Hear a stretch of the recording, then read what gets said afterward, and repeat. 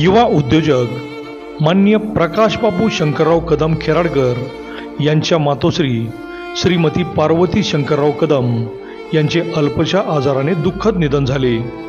परमेश्वर त्यांच्या आत्म्यास शांती देवो हीच ईश्वरचरणी प्रार्थना। शोकाकुल प्रकाशबापू शंकरराव कदम व मित्रपरिवार तसेच समस्त ग्रामस्थ खेराडे। रक्षा विसर्जन व कार्यविधी गुरुवार दिनांक 25/7/2024 रोजी विटा येथील पावले हॉस्पिटल शेजारील राहते घरी। नमस्कार, प्राईम न्यूजमध्ये आपल्या सर्वांचे स्वागत। आळसंद गावचे युवा सरपंच अजित हिम्मतराव जाधव यांनी आळसंद गावातील सत्ता काबीज केल्यापासून अनेक लोक उपयोगी निर्णय घेतले असून स्वर्गीय आमदार अनिल भाऊ बाबर यांनीही आळसंद गावासाठी मोठ्या प्रमाणावर विकास निधी दिला होता। युवा नेते सुहास बाबर यांच्या नेतृत्वाखाली गावामध्ये अनेक हिताचे निर्णय घेतले जात असताना सरपंच अजित हिम्मतराव जाधव यांनी बौद्ध समाजातील एका कुटुंबाने विकास कामात अडथळा आणल्याची तक्रार बोलून दाखवली। गावामध्ये सर्व जाती धर्मामध्ये सलोखा असताना एका कुटुंबामुळे विकास कामात अडथळा येत असल्याचे सांगितले। हरिजन समाजाच्या 8 गुंठे जागेवर सिटी सर्वे बांधताना त्या कुटुंबाची नावं व्यवस्थापक म्हणून लागली होती। ती मूळची प्रॉपर्टी ग्रामपंचायतीचीच होती। तिथे विकास कामाबाबत प्रचंड अडचण येत होती। त्या जागेवर दावा सुरू होता, तो दावाही ग्रामपंचायतीने जिंकला आहे। त्या जागेवर वाचनालय बुद्ध विहार व्हावे यासाठी ग्रामपंचायत प्रयत्न करीत आहे। पाहुयात काय म्हणालेत ते। अजीत भैया आगे बढ़ो, हम तुम्हारे साथ हैं। अजीत भैया आगे बढ़ो, हम तुम्हारे साथ हैं। अजीत भैया आगे बढ़ो, हम तुम्हारे साथ हैं। अजीत भैया आगे बढ़ो, हम तुम्हारे साथ हैं। अजीत भैया आगे बढ़ो, हम तुम्हारे साथ हैं। अजीत भैया आगे बढ़ो। पार्श्वभूमी सांगतो। आपल्या गावामध्ये जे 8 गुंठ्याचा हरिजन समाज स्मशानभूमी सार्वजनिक आणि व्यवस्थापक म्हणून एका कुटुंबाची ते त्यावेळेचे सिटी सर्वे ज्यावेळेला बनला गावचा त्यावेळेला त्या कुटुंबाची नावं लागलेली होती व्यवस्थापक म्हणून। खरी मूळची प्रॉपर्टी ही ग्रामपंचायतीची महाराष्ट्र शासनाची, परंतु त्यावेळेच्या असणाऱ्या अधिकाऱ्यांना हाताशी धरून त्या कुटुंबानं त्यांची वैयक्तिक नावं त्या ठिकाणी लावली। मी सर्वप्रथम आळसंदगावचा सरपंच म्हणून सर्व समाज बांधवांना एक आवाहन करतो की हे जी लढाई चालू आहे कुठल्या समाजातली नाही, ही लढाई चालू आहे ती 8 गुंठ्याच्या जागेची आणि ग्रामपंचायती म्हणजे एका कुटुंबाची आणि ग्रामपंचायतीची। ह्याच्यात कुठलाही जातीय रंग ग्रामपंचायतीनं कधीही दिलेला नाही, परंतु अनेक दिवसापासून त्या ठिकाणी वास्तव्यात असणारे एक वाचनालय समाज मंदिर मातंग समाजाचं समाज मंदिर जवळपास गेले 30 वर्षापासून तिथं वास्तव्यात होतं। खरं तर समाज मंदिर निर्लेखनासाठी आलं म्हणजे पडाईसारख्या स्थितीमध्ये असताना आम्ही नवीन मंजूर करून त्या ठिकाणी नवीन इमारत उभारण्याचा प्रयत्न केला आणि इमारत चालू केली। त्याच ठिकाणी त्या कुटुंबाने जोपर्यंत इमारत होत नाही म्हणजे जोपर्यंत इमारत आम्ही पाडतोय तोपर्यंत ते कुटुंब शांत बसलं आणि ज्यावेळेला नवीन इमारतीचा पाया आम्ही भरणी केली त्याच्यानंतर त्यांनी कोर्टामध्ये जाऊन ह्या कामावरती स्टे ऑर्डर घेतली। त्यानंतर आम्ही ग्रामपंचायतचे सर्व सदस्य आम्ही सर्व एकोप्याने आम्ही स्टे ऑर्डरच्या विरोधात न्यायालयात धाव घेतली। तसेच विटा न्यायालयाने खऱ्या अर्थानं आम्हाला या ठिकाणी ग्रामपंचायतच्या बाजूने निकाल दिला की स्टे ऑर्डर रद्द करण्याचा निकाल दिला। तसेच त्यानंतर तो निकाल झाल्यानंतर त्यांनी सांगली कोर्टात धाव घेतली आणि सांगली कोर्टाने सुद्धा आज आपल्या बाजूनं ग्रामपंचायतच्या बाजूनं निकाल आपल्या बाजूनं दिला। त्यामध्ये खऱ्या अर्थानं काम केलं असेल आमच्या ग्रामपंचायत सर्व सदस्य आणि आपण खऱ्या अर्थानं ज्यांनी काम बघितलं ते नेवरी गावचे सुपुत्र बापूसाहेब माडिक वकील, त्यांना आपण सर्वजण दाजी या नावानं ओळखतो। त्यांनी प्रामुख्याने या केसचं काम बघितलं।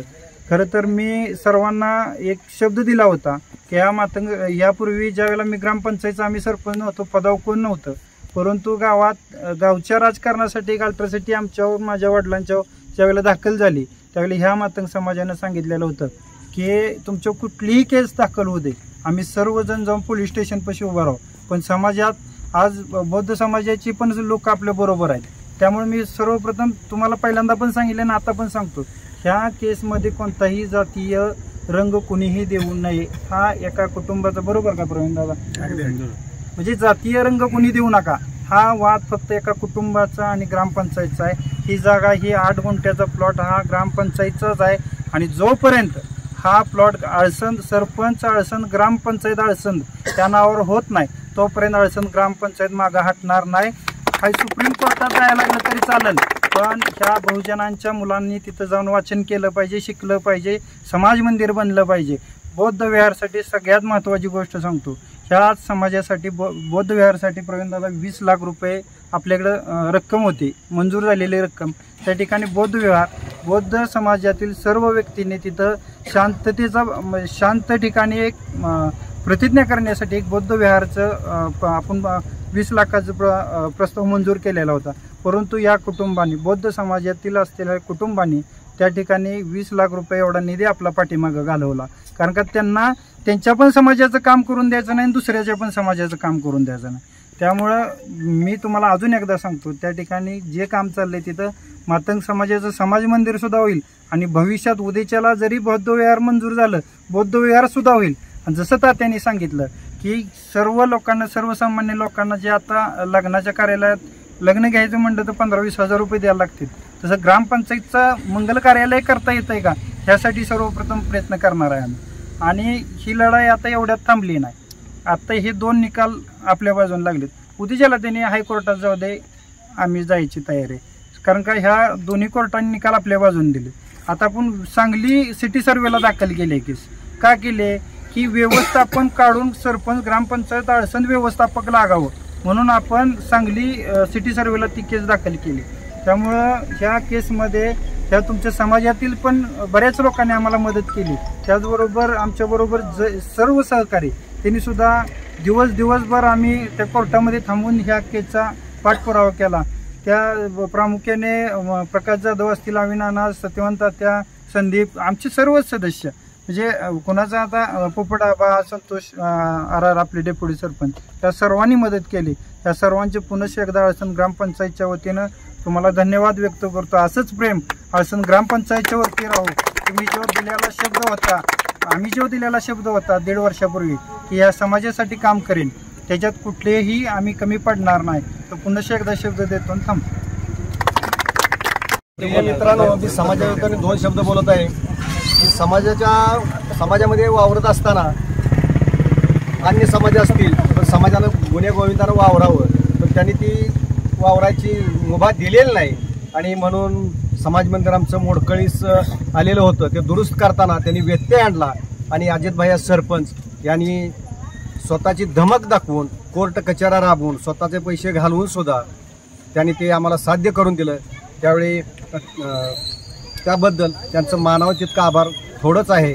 याबद्दल मला त्यांना खरोखर शुभेच्छा देता येईल एवढ्या थोड्याच आहेत माझ्या समाजाच्या वतीने. आणि असा कोणी नेता धावलेला नाही. त्या पक्षात असताना सुद्धा मी त्यांना बोलवून दाखवलं होतं की हे आमचं काम झालं पाहिजे, नाही पण त्यांना उलट वकील द्यायचे ही भाषा करून त्यांनी आमचं काम मोडकळीत आणलं. पण ते सरपंच आमचे अगदी व्यवस्थितरित्या प्रत्येकाला समान न्याय देणारं सरपंच आहेत आणि ते आमचं काम त्यांनी साध्य केलं. त्याच्याबद्दल आम्ही धन्यवाद मानतो सरपंचाचं. खरंच सगळ्या समाजाच्या वतीनं मी सरपंचाचा धन्यवाद मानतो. आज या कार्यक्रमाला जे सर्व ग्रामपंचायतीचे सदस्य, सरपंच जे हजर आहेत त्यांचं आमच्या समाजाच्या वतीनं प्रथम मी आभार मानतो, अभिनंदन करतो.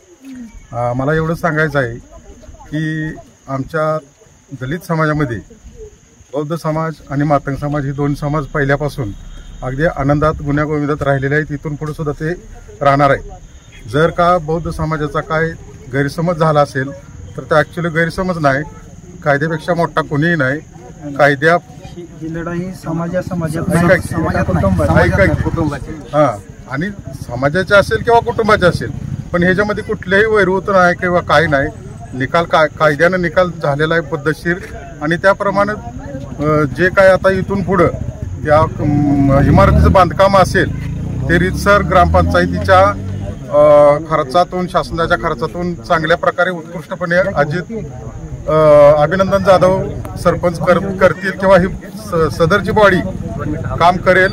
आणि त्यानुसार त्या इमारतीचा आमच्या समाजाला, दोन्ही समाजाला चांगल्या प्रकारे फायदा होईल एवढं मी बोलतो आणि माझं भाषण संपवतो. ऑगस्ट वेळी मी आणि सरपंच, गावचे पोलीस पाटील, गावातील प्रमुख असे लोक 1 ऑगस्टच्या अण्णाभाऊ साठे यांच्या जयंतीच्या कार्यक्रमाच्या वेळी आलेलो होतो. त्यावेळी सरपंचांनी या जागेचा ज्यावेळी तो विषय मांडलेला होता त्यावेळी मी बोललेलो होतो की त्या जागेत पुढच्या वेळी अण्णाभाऊ साठेंची जयंती त्या जागेमध्ये हॉल बांधून त्या ठिकाणी मोठ्या उत्साहात साजरी केली जाणार आणि त्याला खरं आज प्राथमिक यश या ठिकाणी आल्यासारखं असं वाटतंय. आता त्यांनी सांगितलं की त्या ठिकाणी मोठा हॉल बांधून उद्या भविष्यात लग्नाचा असू दे किंवा एखाद्या हरिजन किंवा आणखी इतर गावातील कोणत्याही सामाजिक ह्याचा सांस्कृतिकचा किंवा आणखी सभेचा कोणताही प्रश्न असू दे या ठिकाणी हॉल मोठ्या पद्धतीनं निश्चितच आपल्या गावचे आदर्श सरपंच हे निश्चित हे काम मोठ्या उत्साहाने पार पाडतील अशी मला एक गावातले एक सामान्य नागरिक म्हणून या ठिकाणी मला अपेक्षा आहे. आपल्या आळसंद गावामध्ये आपल्या हरिजन वस्तीमध्ये हरिजन स्मशानभूमी नावाची जी जागा नोंद होती त्या जागेमध्ये फार पूर्वीच्या सरपंचांनी तत्कालीन जी बॉडी होती त्याने एक समाज मंदिर बांधलेलं होतं. ते समाज मंदिर मोडकळीस झाल्यानंतर आपण त्या ठिकाणी नवीन समाज मंदिर बांधण्याचा उपक्रम हाती घेतला.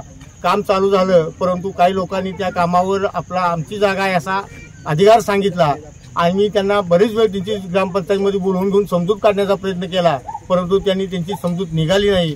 परिणामी कोर्टात जावं लागलं आणि उद्या कोर्टात पहिल्यांदा ग्रामपंचायतीसारखा निकाल लागला.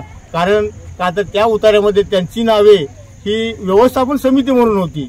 व्यवस्थापन समिती होती याचा अर्थ व्यवस्थापन समिती ही त्या जागेची मालकी हक्क होऊ शकत नाही आणि याच पद्धतीने कोर्टाचा निकाल विचार दिलेला होता. कारण मी त्यांना उदाहरण सुद्धा सांगितलं होतं की आपल्या गावामध्ये श्रीनाथचं मंदिर आहे, त्याची सेवा गोरख पुजारी करतो, परंतु त्या गोरख पुजाऱ्याला त्या देवळा हक्क सांगता येणार नाही, तो देवळ सगळ्या गावाचा आहे. त्या पद्धतीने ही समाज मंदिराची जागा सुद्धा 8 गुंठ्याची सगळ्या हरिजन वस्तीची आहे, तिची नोंद आहे तशी, परंतु त्याने ऐकलं नाही. परिणामी विटा कोर्टात ग्रामपंचायतीसारखा निकाल झाला आणि निकालाच्या मुक्तीत त्यांनी अपील सुद्धा केलं आणि अपिलीचा सुद्धा आज या ठिकाणी निकाल लागलेला आहे, तोही ग्रामपंचायतीच्या बाजून लागलेला आहे. आणि आता त्या जागेवरती आपण ग्रामपंचायतीच्या वतीने ग्रामपंचायतीच्या प्रयत्नातून फार मोठी इमारत जेणेकरून या सर्व गरीब समाजाची लग्नाची व्यवस्था, लग्न मंडपासारखी व्यवस्था होईल अशा या ठिकाणी आपण मोठा हॉल त्या ठिकाणी बांधणार आहे लवकरात लवकर. आज आपला सेशन कोर्टाचा सुद्धा निकाल आपल्यासारखा झालेला आहे, त्यामुळे कुणी कुणाला काही न बोलता आपला विजय सुद्धा आपण शांततेत पचवावा, कुणी कुणाला काही बोलू नये या विषयावर आणि आपलं लवकरात लवकर काम चालू होईल असं मी ग्रामपंचायत वतीने सर्वांना अभिवचन देतो.